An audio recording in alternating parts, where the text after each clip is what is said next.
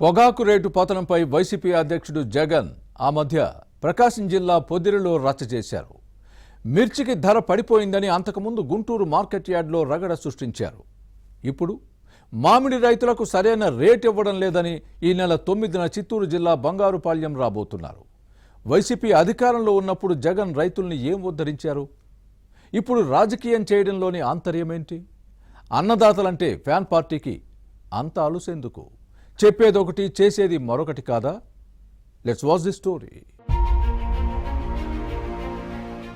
ఏ చిన్న అవకాశం దొరికినా కూటమి ప్రభుత్వాన్ని టార్గెట్ చేయడమే వైసీపీ లక్ష్యంగా పెట్టుకుంది.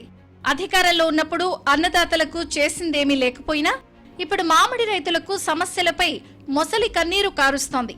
ఉమ్మడి చిత్తూరు జిల్లాలో మ్యాంగో ఫార్మర్స్ కు తామే ఛాంపియన్స్ అని చెప్పుకుంటోంది ఫ్యాన్ పార్టీ. రేటు సమస్యకు రాజకీయ రంగు పులుముకుంది. ఈ విషయంలో టీడీపీ వైసీపీ నేతల మధ్య ఘాటుగా మాటల యుద్ధం సాగుతోంది. పరస్పర విమర్శలతో ఒకరినొకరు వేలెత్తి చూపుకుంటున్నారు.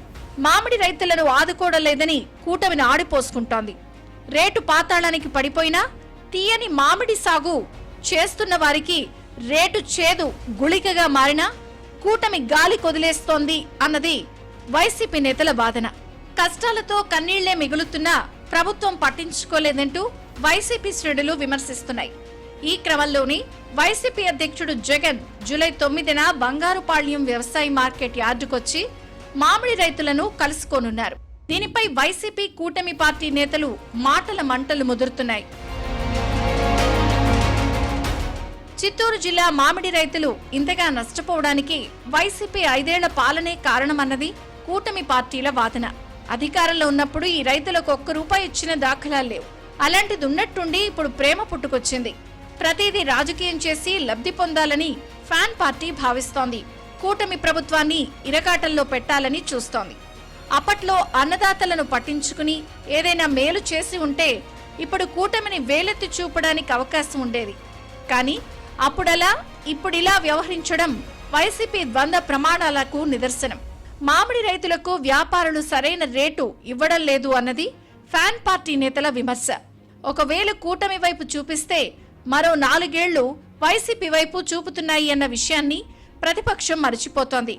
చిత్తూరు జిల్లా మాజీ మంత్రి పెద్దిరెడ్డి రామచంద్రారెడ్డి కుటుంబంతో సహా మరికొందరు వైసీపీ నాయకులకు మామిడి గుజ్జు పరిశ్రమలున్నాయి.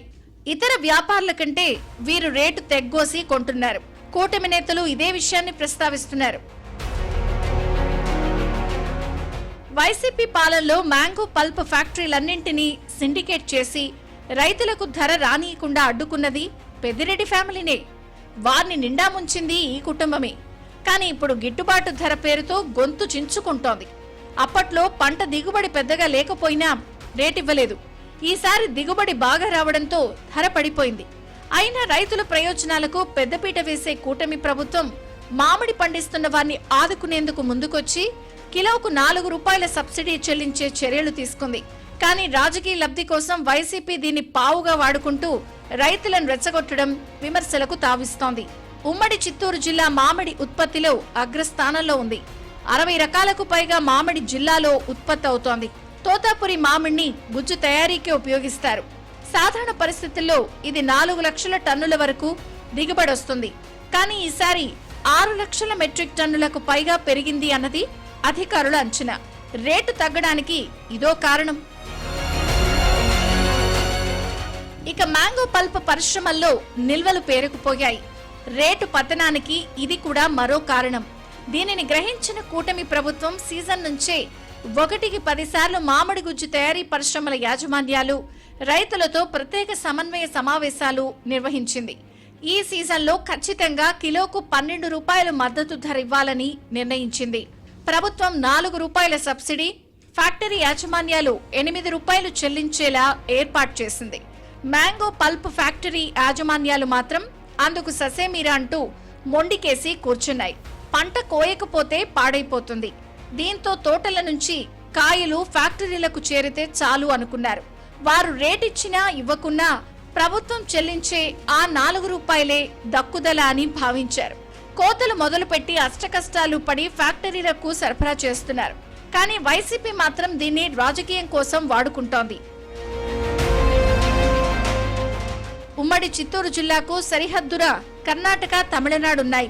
ఆయా రాష్ట్రాల్లో మామిడి రైతులను ప్రభుత్వాలు ఆదుకోవడం లేదు. కానీ ఏపీలోని కూటమి సర్కార్ ఎంతో మిన్న చివరి కాయ వరకు కొనుగోలు చేసి రైతుకు ₹4 సబ్సిడీ అందేలా చర్యలు తీసుకుంది. ఈ సమస్యను కేంద్ర ప్రభుత్వం దృష్టికి తీసుకెళ్లి భవిష్యత్తులో సమస్యలు రాకుండా ముందు చూపుతో వ్యవహరిస్తోంది. ఈ పరిస్థితుల్లో జగన్ జూలై 9న బంగారుపాళ్యం వచ్చి ఏం చెప్తారు అన్న అంశం చర్చనీయాంశంగా మారింది. రేట్ల విషయంలోనే ప్రకాశం జిల్లా పొదిలిలో పొగాకు రైతులను పరామర్శించి ఆగమాగం చేశారు. అంతకుముందు గుంటూరు మిర్చి యార్డ్లోనే రచ్చరచ్చ చేయడాన్ని గుర్తుపెట్టుకోవాలి. మరి చిత్తూరు జిల్లా బంగారుపాళ్యంలో ఆ రోజు ఎలాంటి పరిణామాలు జరుగుతాయో చూడాలి.